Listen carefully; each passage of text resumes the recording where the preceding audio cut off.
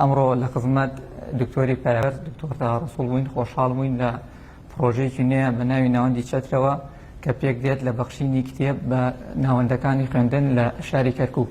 خۆشحاڵ بووین ئەمڕۆ کە هاتینە خزمەت دکتۆر بۆ قسەکردن لەبارەی ئەم پرۆژەیەوە. شاعری پایەبەرزی کورد محەممەدی حەمەباخی لە شعرێکیان بە ناونیشانی ئاوێنەی بەرسەنگەری حیوانێکدا دەفەرموێ: خۆزگەم کاتێ دەکوژرام، دوژمنەکەم تەرمەکەمی بە هەموو شار و دێهاتێکی کوردستانە ئەگەر ئەگێڕا، ئەوسا دەموت ئۆخەی ئاواتەکەم هاتۆتە دی و بووم بە قوربانی هەمووتان. ئەمە لە ستایشی شەهیدێکی پایەبەرزی نیشتیمانم کە کاکە ئەرپەیە کە هاوتای مامەڕیشە بوو لە کەرکووک شەهید کران. کاکە ئەرپە لە کەرکووک لە دەلاخانەیەکان شەهید کرا، مامەڕیشەش بە سەربەرزی و بە شەهیدی بەجێی هێشتین.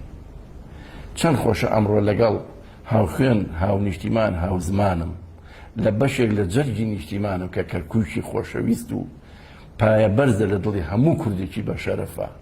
ئەم گەنجە خوێنگەرمە ئازیز و نەسرەوت و نەکۆڵ نەدەرانە هاتوونەتە ئەم شاری هەڵمەت و قوربانیە بۆ شاری ئەسیری، بۆ شاری شێخ ئەحمەدی خانەخا، بۆ ئەو شارەی کە ژیلەمە و کڵپەیەکە کەورە و حەماسیەت و قوربانی بە هەموو کوردێک دەبەخشێت.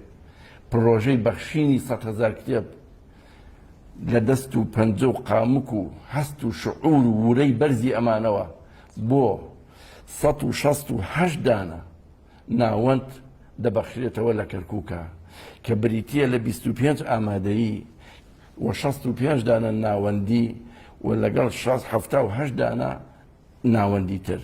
هیوادارم ئەم دیارە بچووکە بە نرخە گەورەیە لە هەست و شعور و سۆزی کوردە ئازیز و خۆشەویستەکانمانە بمێنێتەوە وەکو یادگارێکی بە پێز و بە بڕشتی دامەزراوەی کەریمی عەلەکە.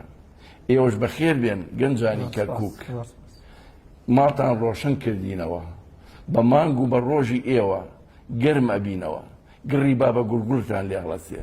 هیوادارم ئەو شارە لە عەقڵ و شعوری هەموو کوردێکە هەبێت لەکوێی ئەم دنیاە هەن.